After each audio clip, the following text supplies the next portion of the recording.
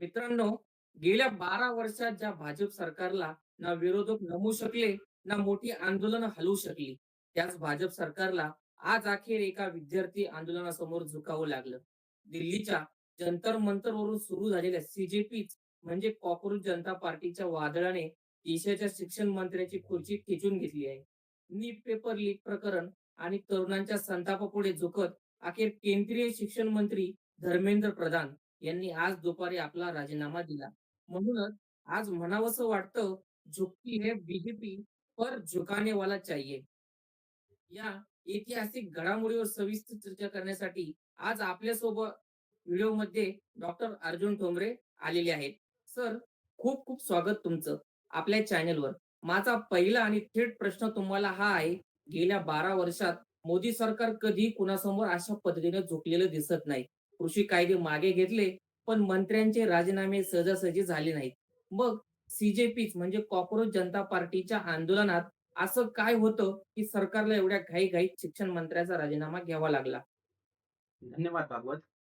अ, हा फक्त एका मंत्र्याचा राजीनामा नाही, तर हा बरोबर, देशातील कोट्यावधी विद्यार्थ्यांच्या आणि तरुणांच्या कलेक्टिव्ह संतापाचा विषय आहे. ज्याला बरोबर, सुरुवातीला सोशल मीडियावरील उपरोधिक मोहीम म्हणून हिणवलं गेलं. त्या बरोबर, कॉकरोच जनता पार्टीने जंतर मंतरवर असं वातावरण तयार केलं, की सरकारचे पाय डगमगले. बरोबर, सोनम वांगचुक यांच्या 26 दिवसाचं उपोषण, देशाच्या कानाकोपऱ्यातून आलेले लाखो तरुण, बरोबर. तसेच सर्वात महत्त्वाचं म्हणजे हा विद्यार्थ्यांच्या भविष्याचा आणि त्यांच्या हक्कांचा लढा होता. जेव्हा तरुण रस्त्यावर उतरतो, तेव्हा सर्वात मोठ्या सत्तेलाही सुरुंग लागतो. ही आज सिद्ध झाली. अगदी बरोबर सर. सोशल मीडियावर अभिजित दिपके आणि सीजेपीच्या कार्यकर्त्यांनी या आंदोलनाची धुरा सांभाळली होती. पोलिसांनी आंदोलकांवर लाठीचार्ज केला. जंतर मंतरचं छाप बदललं, पण विद्यार्थी हटले नाहीत. सर, पण भाजप समर्थकांचं असं म्हणणं आहे, की हा राजीनामा दबावामुळे नाही, तर धर्मेंद्र प्रधान यांनी स्वतःहून नैतिक जबाबदारी ठरवून दिला आहे. यावर तुमचं काय मत आहे? नैतिक जबाबदारी. नीटचा पेपर लीक होऊन कित्येक महिने झाले. देशभरात बरोबर. विद्यार्थी आत्महत्या करत होते. तेव्हा ही हं, नैतिक हं. जबाबदारी कुठे गेली होती? बरोबर. संसदेत जेव्हा विरोधक प्रश्न विचारत होते, तेव्हा हं, सरकार बचावात्मक पवित्र्यात होतं. बरोबर. नक्कीच. तेव्हा आज सीजेपी सोबत सरकारच्या चर्चा सुरू आहेत. हं, आंदोलक हं. संसदेत मोर्चा काढण्याच्या तयारीत आहेत. तेव्हा बरोबर. हा जो राजीनामा आहे, तो हं, हं. अचानक आलेला नाही बरोबर. किंवा हा स्वेच्छेने आलेला नाही.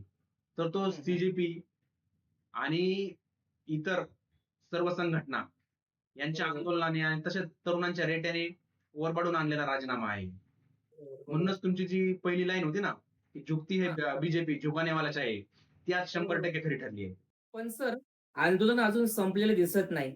सीजेपीचे प्रमुख अभिजित दिपके यांनी स्पष्ट केले, ही तर फक्त पहिली पायरी आहे. विद्यार्थ्यांच्या इतर मागण्या जसे की पीडित कुटुंबांना भरपाई, दोषींवरती कडक कारवाई या अजूनही बाकी आहेत. तुम्हाला काय वाटतं, सरकार यापुढील मागण्या मान्य करेल का? नक्कीच कराव्या लागतील. कारण या आंदोलनाने सरकारला एक गोष्ट स्पष्ट करून दिली आहे. हं, तुम्ही हं, हं. तरुणांच्या रोजगाराशी आणि शिक्षणाशी खेळू शकत नाही. सरकार बरोबर. आता बॅकफूटवर आहे. शिक्षण हं, हं. मंत्र्यांचा राजीनामा हा विद्यार्थ्यांचा आत्मविश्वास वाढवणार आहे. आता हं, हं, सरकारला हं. झुकवण्याचा पॅटर्न देशातील तरुणांना समजला आहे. तो हं, म्हणजे हं, हं. शांततापूर्ण पण तितकाच ठाम असा आक्रमक संघर्ष. त्यामुळे सरकारला सर्वमान्य मागणी कराव्याच लागणार. नक्कीच. आजच्या ऐतिहासिक दिवसामुळे देशातील लोकशाही अजून मजबूत झाली आहे. हेच म्हणावं लागेल. जेव्हा जनता संघटित होते, तेव्हा सत्ता किती मोठी असो, तिला नतमस्तक व्हावंच लागतं. मित्रांनो, तुम्हाला काय वाटतं? धर्मेंद्र प्रधान यांचा राजीनामा सीजेपी आणि विद्यार्थी आंदोलनाचा विजय आहे का? की यामागे सरकारची काही वेगळी राजकीय रणनीती आहे? आम्हाला खाली कमेंट बॉक्समध्ये नक्की कळवा.